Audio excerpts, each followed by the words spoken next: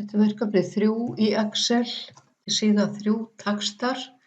Ég er búin að skrifa fyrirsögnina, fjölmiðjana hérna yfir og setja hann upp á miðja línu. Ég skrifaði kjarasamningar verslunarmanna og ýtti á Alt og Enter til að fá skilyrðislaus línuskipti og skrifaði þá seinni línuna. Hér ætla ég að setja formúlu fyrir lægstu launin.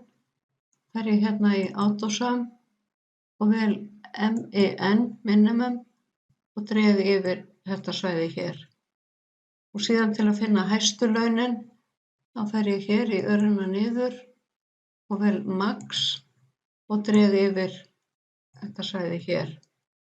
Og ég get sett hvora línu fyrir sig eða báðar í einu í blokk og afritað hérna með því að toga í örina sem verður hérna á horninu, krossinn hérna. Og þá er þetta komið og ég ætla að vista.